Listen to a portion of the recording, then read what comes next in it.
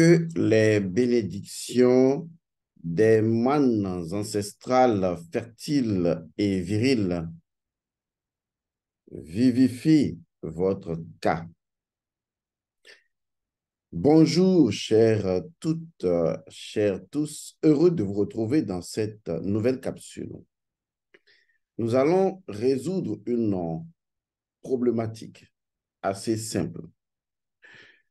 Il s'agira de nous poser la question de savoir pourquoi dans la spiritualité ancestrale et dans la tradition africaine, celle que nous connaissons généralement, pourquoi est-ce que l'adultère féminin est véritablement, très véritablement, complètement, véritablement critiqué, à la limite considéré comme une abomination.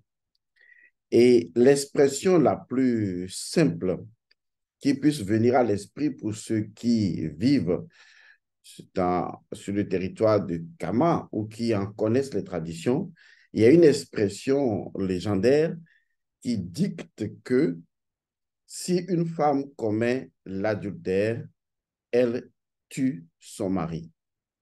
En fait, la spiritualité ancestrale avait déjà compris une chose. Cette chose, vous devriez la comprendre si vous sortez de l'éducation, soi-disant que j'appelle la pseudo-éducation occidentale, pour rentrer dans l'éducation de la nature, l'éducation de droit de nature, l'éducation qui vous rapproche du sacré.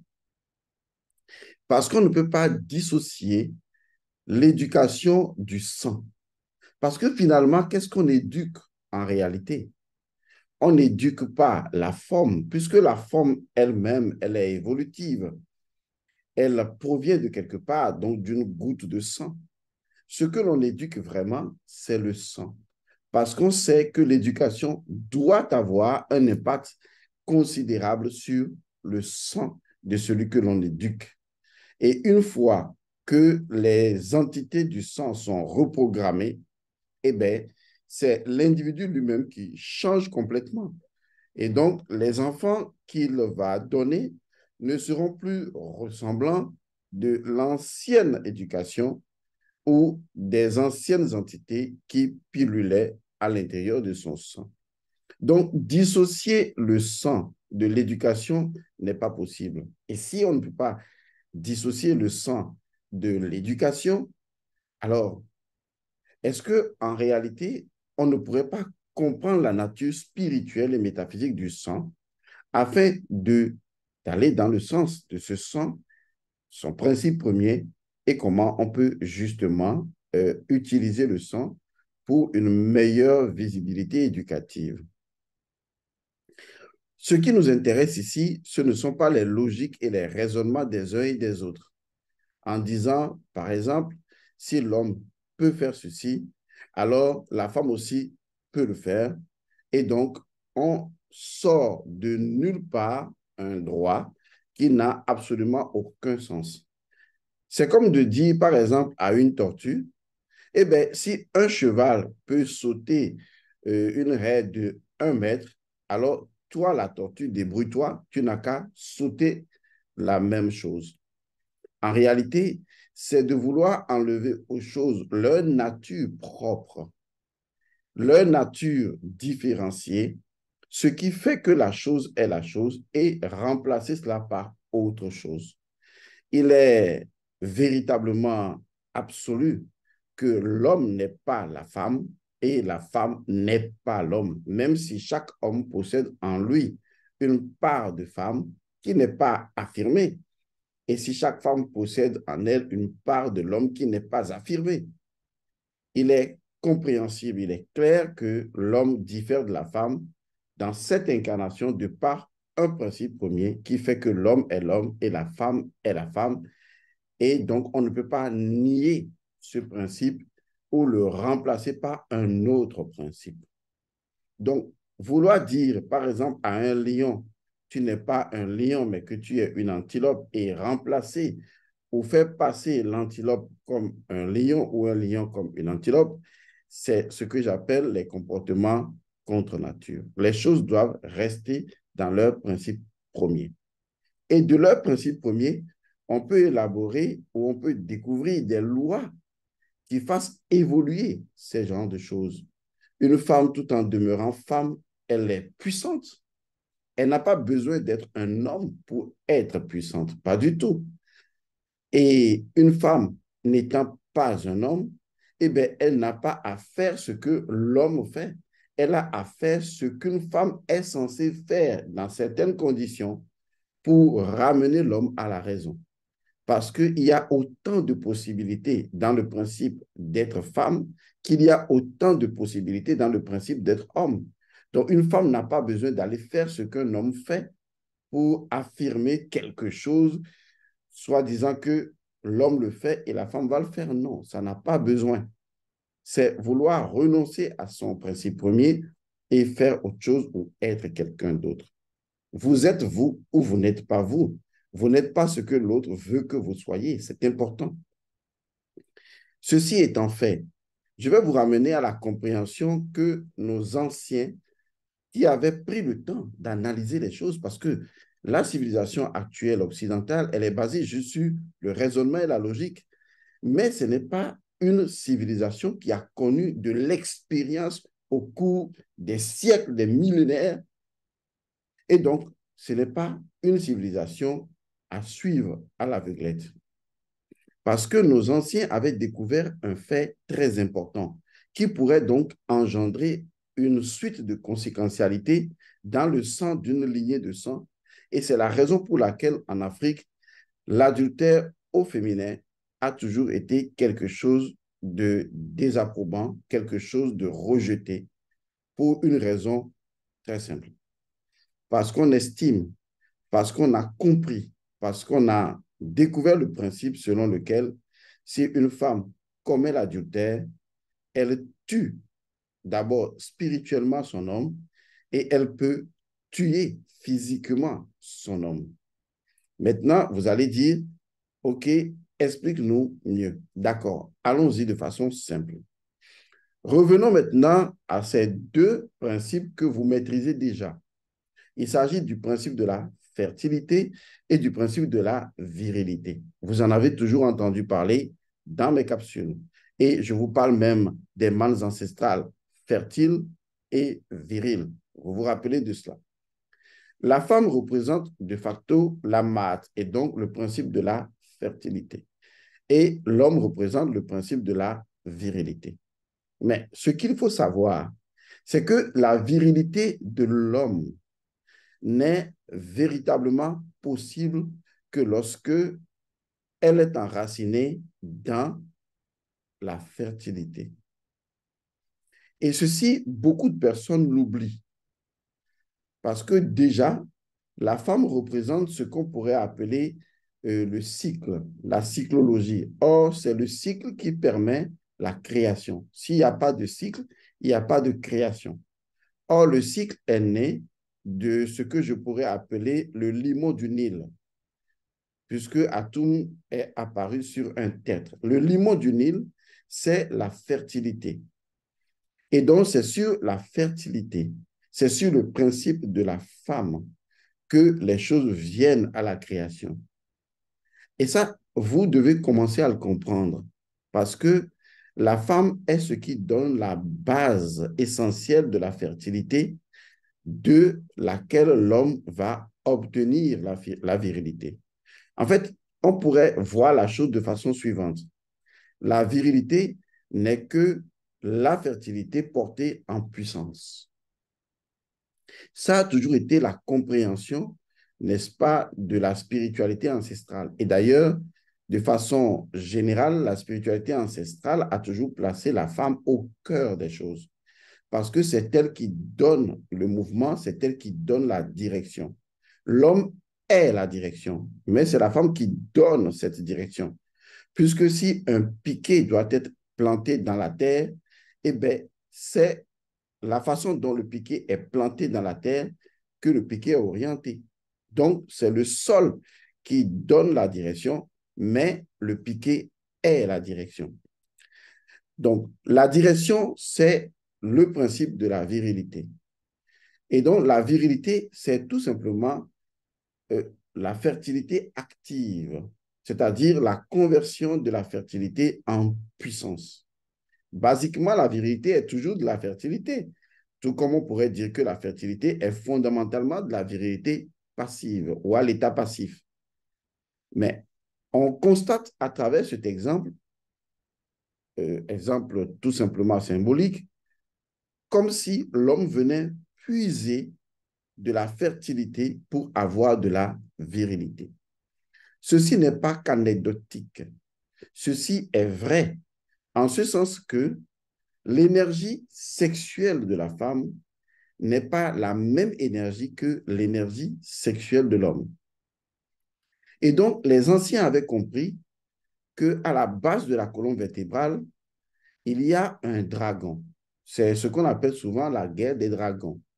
Il y a un serpent enroulé 3 fois et demi sur lui-même, une énergie serpentile. C'est le cobra dressé. C'est d'ailleurs ça qu'on appelle Iaret, donc le serpent dressé. Le serpent est déjà dressé à la base de la colonne vertébrale, ce que vous appelez généralement la Kundalini. Et donc cette énergie qui est en nous, qui est associée également au dragon, eh bien, c'est une énergie qui pourrait être affaiblie par une autre énergie masculine.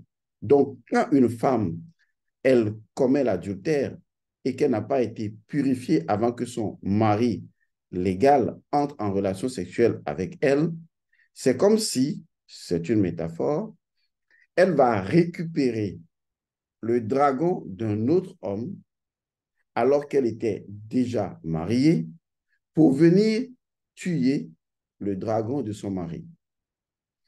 Ça veut dire que il pourrait y arriver dans cette guerre des deux dragons que l'énergie de l'homme qu'elle a rencontré en dehors de sa vie conjugale vienne tuer l'énergie de son mari. C'est pourquoi dans certaines traditions, ce n'est pas simplement quelque chose qui se dit, c'est un fait. C'est-à-dire qu'un homme peut littéralement mourir parce que sa femme a commis l'adultère et parce que, justement, l'énergie qui a été importée dans le couple a finalement tué le dragon de son mari. Pourquoi? Parce que c'est à l'intérieur de la fertilité de la femme que s'élève la virilité de l'homme. Et donc, à partir de ce moment, la femme est un être spécial. C'est pourquoi dans la spiritualité ancestrale, elle a toujours occupé la position de la reine. Et on ne la privait pas de liberté, mais on essayait de lui faire comprendre sa véritable place et le fait qu'elle pourrait être, en fait, l'élément dangereux de l'affaire. Pourquoi?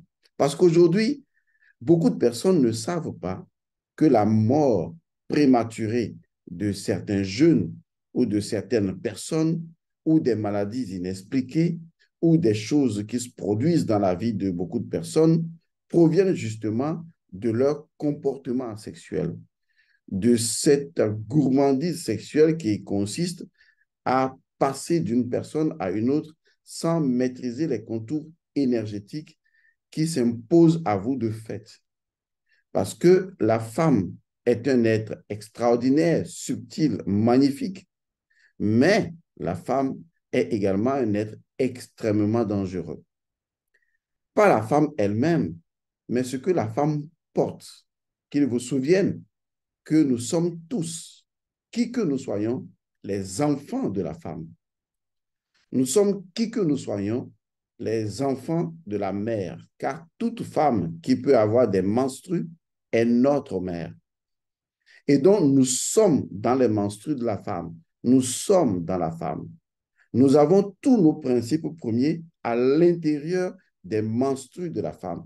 Et donc, vous voyez jusqu'à quel point la situation est subtile, elle est très dangereuse. Parce qu'une femme qui maîtrise certains secrets peut justement utiliser ses menstrues pour pouvoir atteindre n'importe quel homme sur cette planète. Parce que justement, tant que vous sortez de la femme a une prééminence sur vous. Vous allez remarquer dans l'histoire de la Bible des chrétiens qu'on a montré certaines personnes comme Melchisédek ou d'autres qui sont apparus de nulle part, c'est-à-dire des gens qui ne passent plus par la femme. Ces personnes existent, ces êtres exceptionnels existent. Ce sont des gens qui se sont à un moment donné affranchis du cycle de la femme. Parce que si vous ne vous affranchissez pas du cycle de la femme, eh bien, vous êtes toujours l'enfant de la femme et vous êtes soumis à la femme.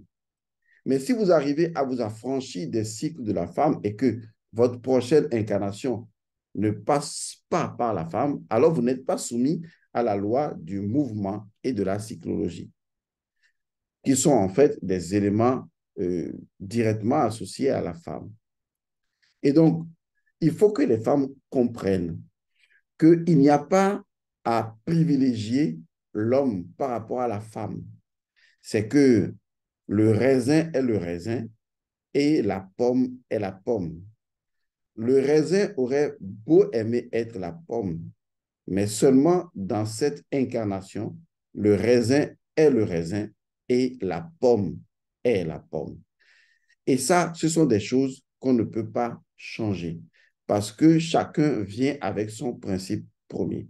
Le traitement à faire au raisin sera différent du traitement à faire à la pomme ou à leur arbre respectif. C'est ainsi que nos ancêtres, disons, réfléchissaient.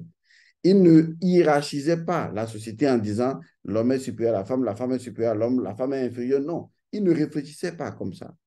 Ils savaient qu'il y avait un ordre naturel, un équilibre naturel et que les choses doivent occuper leur place légitime pour que naturellement l'équilibre soit. Et la femme a sa place légitime. Je ne vous empêche pas, vous les femmes, d'être infidèles. Vous êtes libres de le faire. Je ne vous empêcherai pas de commettre l'adultère. Vous êtes libres de le faire.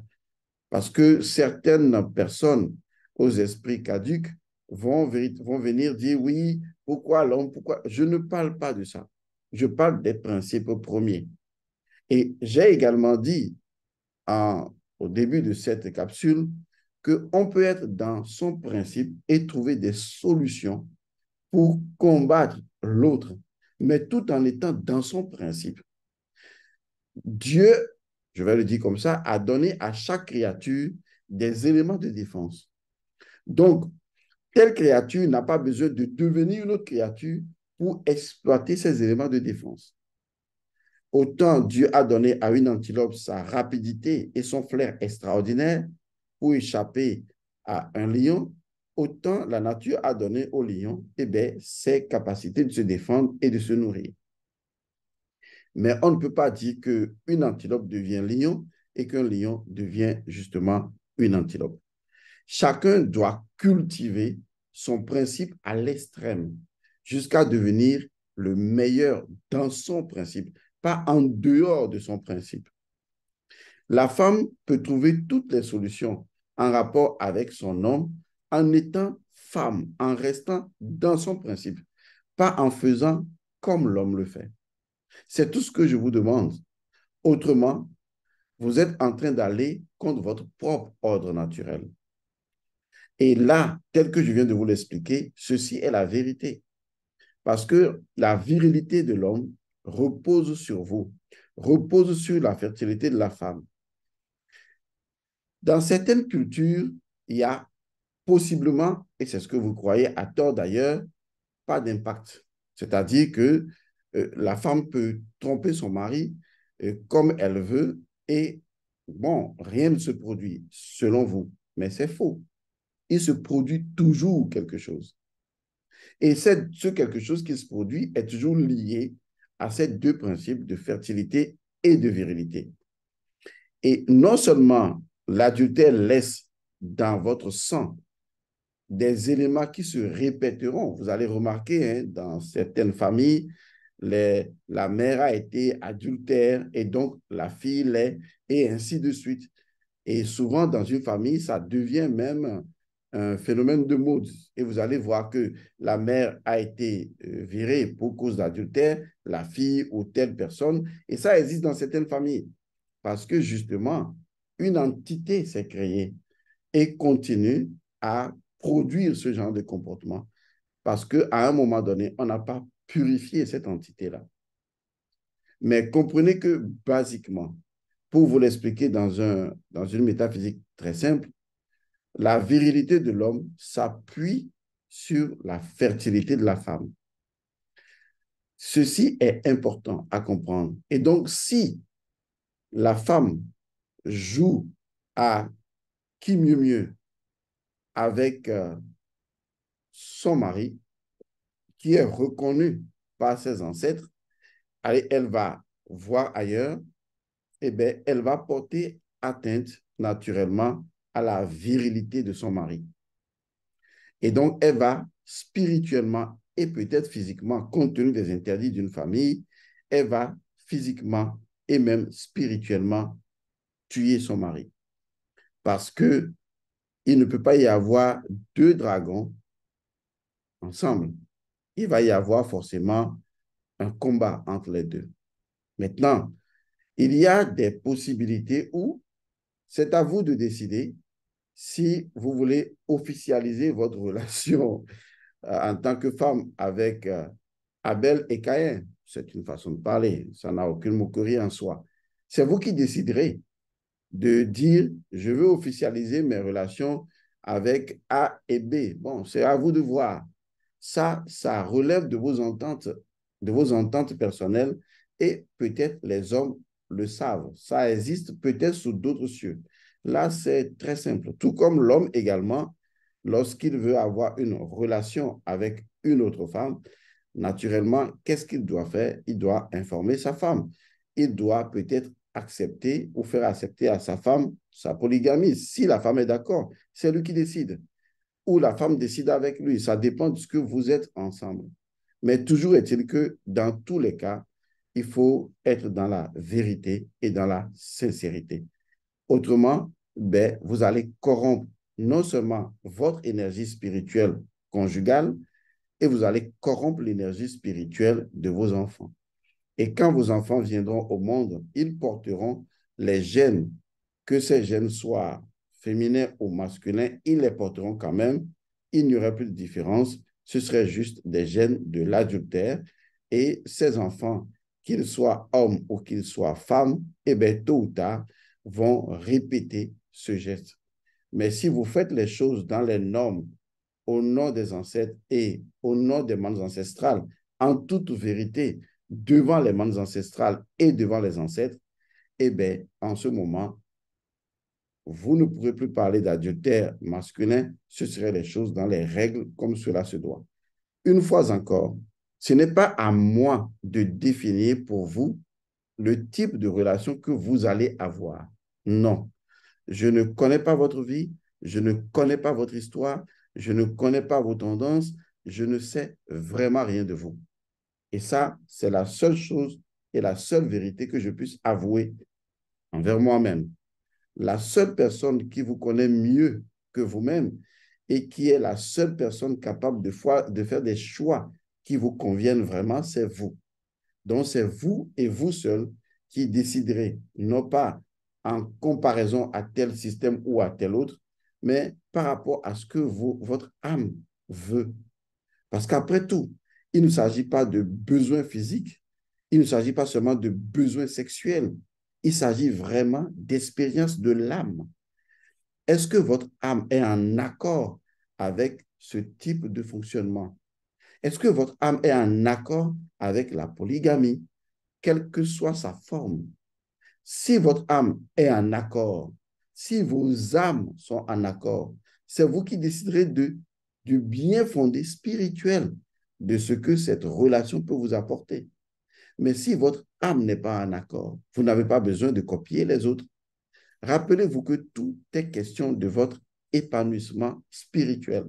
Et ne faites rien qui aille dans le sens contraire de votre épanouissement spirituel. Et si vous ne savez vraiment pas quel chemin prendre, il y a toujours une solution. Consultez l'oracle pour savoir si ce type de comportement sexuel bénéficie à votre âme ou si elle va considérablement nuire à votre âme. C'est seulement à ce niveau que vous trouverez votre propre réponse, la réponse qui convienne actuellement à vous et à votre épanouissement spirituel, qui pourrait être différente de la réponse qui convienne à l'autre ou à une autre personne. Vous serez vraiment vous et vous serez dans la droite ligne de l'épanouissement de votre âme. Votre âme est la graine que vous venez semer dans le corps physique de la terre. Et votre âme doit pousser comme un arbre dont les fruits et les feuilles qui représentent l'esprit doivent toucher les cieux. Maintenant, c'est à vous de demander, c'est à vous de décider plutôt, est-ce que vous voulez noircir votre âme ou si vous voulez vraiment illuminer votre âme. C'est à vous de décider. Donc, n'oubliez jamais qu'au-delà de tout, de polygamie ou de tout ce que nous avons parlé, de sexualité et tout, au-delà de tout, la seule chose qui reste, c'est quel est le bénéfice de tout cela pour votre âme et pour son épanouissement spirituel. À quoi sert-il à un homme d'avoir toutes les richesses de la terre? Et ça inclut également ceux dont on vient de parler, s'il devrait perdre son âme.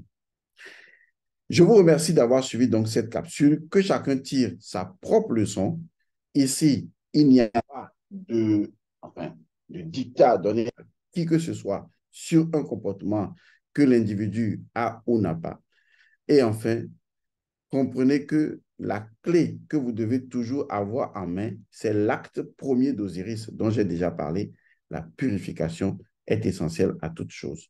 Et n'oubliez pas de consulter l'oracle pour savoir est-ce que ceci convient à votre âme ou pas, pour ne pas répercuter sur vos enfants et sur votre prochaine incarnation un ensemble de déséquilibres auxquels votre âme n'est pas préparée. Merci à vous. Paix.